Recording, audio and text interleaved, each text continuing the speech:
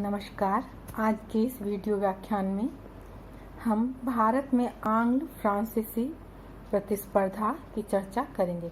भारत में आंग्ल फ्रांसीसी प्रतिस्पर्धा ये जो है इनकी आपस में दोनों कंपनियों की सर्वोच्चता के लिए प्रारंभ हुई थी।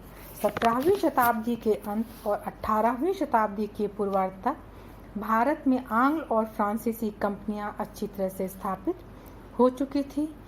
इस समय की भारतीय राजनीतिक परिस्थितियों, जिसमें विशेष रूप से मुगल साम्राज्य का कमजोर होना है और अपनी महत्वाकांक्षाओं के वशीभूत होकर दोनों ही कंपनियां अपने अपने अधिकार क्षेत्र के विकास में लगी हुई थी। अब इसमें अन्य जो यूरोपीय कंपनियां थी, विशेषकर डच और पुर्तगाली, वे काफ़ी पीछे छूट चुके थे। मैदान में दो ही प्रतिस्पर्धी रह गए थे, अंग्रेज और फ्रांसीसी। स्वाभाविक था सर्वोच्चता के लिए इनमें संघर्ष होता। इस संघर्ष का परिणाम था कर्नाटक का युद्ध। सर्वोच्चता के इस युद्ध में फ्रांसीसी बुरी तरह से असफल रहे और अंग्रेजों की सत्ता सर्वोच्चता भारत में स्थापित हो गई। इन 1746 से 1763 के मध्य अंग्रेजों और फ्रांसीसियों के मध्य 3 कर्नाटक युद्ध हुए। ये जो तीनों युद्ध थे, इसने फ्रांसीसियों की सत्ता निर्णायक रूप से समाप्त कर दी। इनमें एक और महत्वपूर्ण बात थी कि ये युद्ध केवल भारतीय कारणों से नहीं होते थे, बल्कि जब यूरोप में युद्ध प्रारंभ होता था तो वहाँ जहाँ जहाँ भी विश्व में अंग्रेजी और फ्रांसीसियां कंपनी होती थी, वो युद्ध करने लग जाती थी। अब हम देखते हैं कि कौन कौन से कर्नाटक युद्ध कब कब हुए और उनके क्या प्रभाव हुए। सबसे पहले हम कर्नाटक के प्रथम युद्ध को देखते हैं। कर्नाटक का प्रथम युद्ध 1746 से 1748 के मध्य हुआ और आंग्ल फ्रांसीसी प्रतिस्पर्धा जो है कर्नाटक में दक्षिण भारत में कर्नाटक में उभरी। मुगल साम्राज्य कमजोर हो ही चुका था। दक्षिण में छोटे छोटे राज्य थे, आपस में संघर्षरत थे और स्वाभाविक था कि दोनों व्यापारिक कंपनियां जो हैं अपना प्रभाव बढ़ाने की कोशिश करती। इसी समय 1740 में ऑस्ट्रिया में उत्तराधिकार का युद्ध प्रारंभ हुआ और इस युद्ध की प्रतिध्वनि भारत में भी हुई और यहाँ भी अंग्रेजों और फ्रांसीसियों में युद्ध प्रारंभ हो गए। एक इतिहासकार के अनुसार तो कर्नाटक का प्रथम युद्ध ऑस्ट्रिया के उत्तराधिकार के युद्ध का विस्तार मात्र था।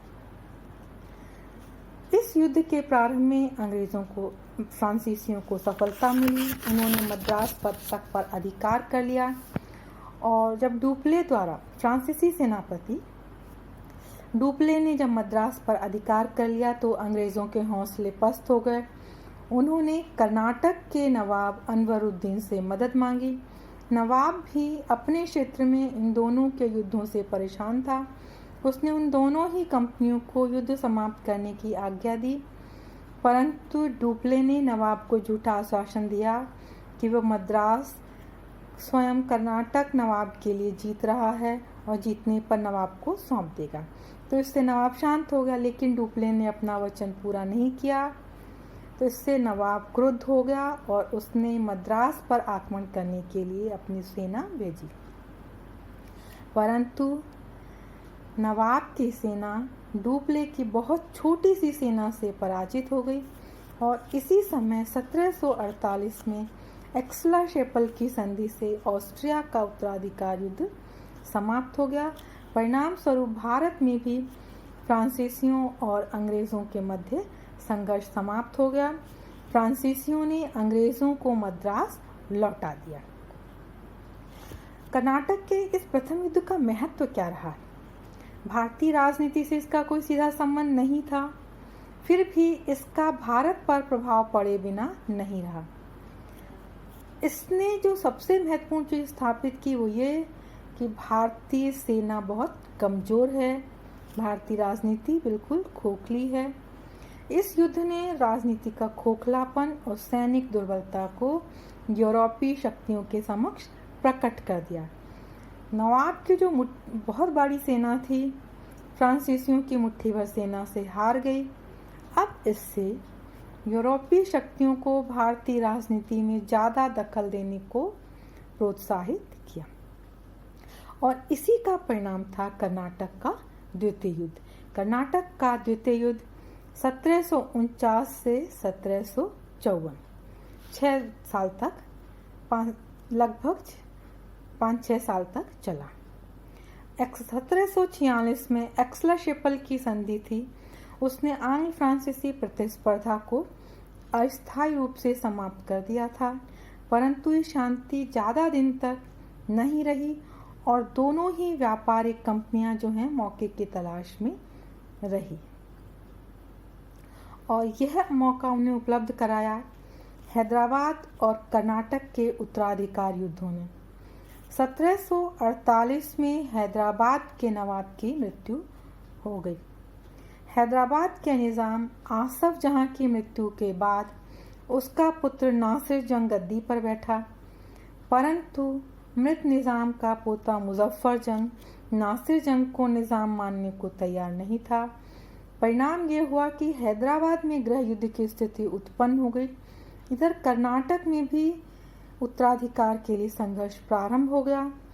कर्नाटक का जो नवाब था अनवरुद्दीन, उसकी मृत्यु के पश्चात उसका दामाद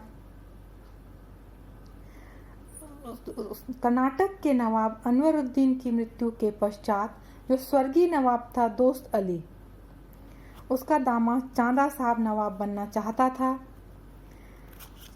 ऐसी स्थिति में फ्रांसीसी कंपनी के सेना गवर्नर डुप्ले ने अपना प्रभाव क्षेत्र बढ़ाने का अच्छा मौका देखा। उसने दोनों को, मुजफ्फर जंग को और चांदा साहब को समर्थन देने का निश्चय किया। उसने दोनों से समझौता कर लिया। ये दोनों ही, मुजफ्फर जंग और चांदा साहब, फ्रांसीसी सेना की सहायता से अपने अपने राज्यों की गद्दी पर, क्रमशः मुजफ्फर जंग हैदराबाद और चांदा साहब कर्नाटक की गद्दी पर बैठ गए।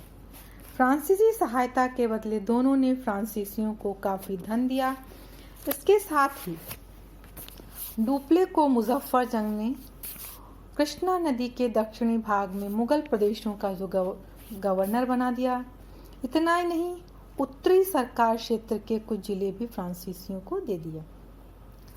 डुप्ले ने फ्रांसीसी सेना की एक टुकड़ी हैदराबाद में मुजफ्फर जंग की सहायता के लिए रख दी।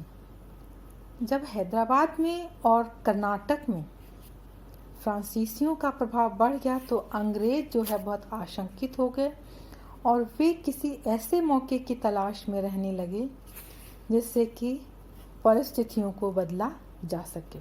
अंग्रेज़ों को ऐसा मौका शीघ्र ही उपलब्ध हो गया। स्वर्गीय नवाब अनवरुद्दीन का पुत्र मोहम्मद अली चांदा साहब के डर से कर्नाटक छोड़कर त्रिचनापल्ली जा पहुंचा। त्रिचनापल्ली इस समय अंग्रेज़ों के पास था। अंग्रेज़ों ने तत्काल ही इस मौके का फ़ायदा उठाकर फ्रांसीसियों को पराजित करने की योजना बनाई। उन्होंने मोहम्मद अली को संरक्षण दिया।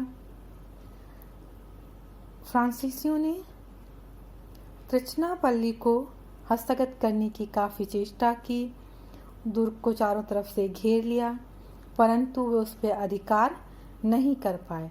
वे दुर्ग पर घेरा डाले रहे और बहुत संभव था कि अंग्रेज़ों को आत्मसमर्पण करना पड़ता, परंतु इसी समय क्लाइव की सूझबूझ ने अंग्रेजी परिस्थिति को काफ़ी अच्छी स्थिति में ला दिया।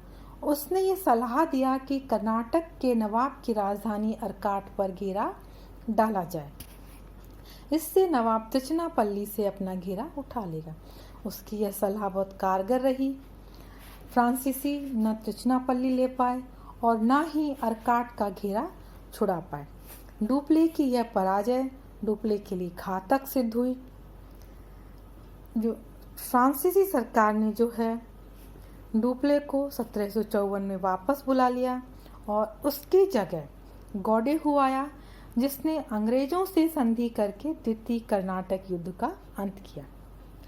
प्रथम कर्नाटक युद्ध के अपेक्षा कर्नाटक का द्वितीय युद्ध परिणामों की दृष्टि से महत्वपूर्ण सिद्ध हुआ। ये भारतीय परिस्थितियों के कारण हुआ था। परिणाम इसके इतने महत्वपूर्ण थे कि अब अंग्रेज़ों की स्थिति, पहले कर्नाटक युद्ध में फ्रांसीसी अच्छी स्थिति में थे, अब अंग्रेज़ों की स्थिति अधिक मजबूत हो गई थी। देशी नरेशों का खोखलापन पहले से भी अधिक स्पष्ट हो गया और अब विदेशी कंपनियों को स्पष्ट हो गया कि वे भारतीय राजनीति में खुलकर अपना प्रभाव जमा सकती हैं। धन्यवाद।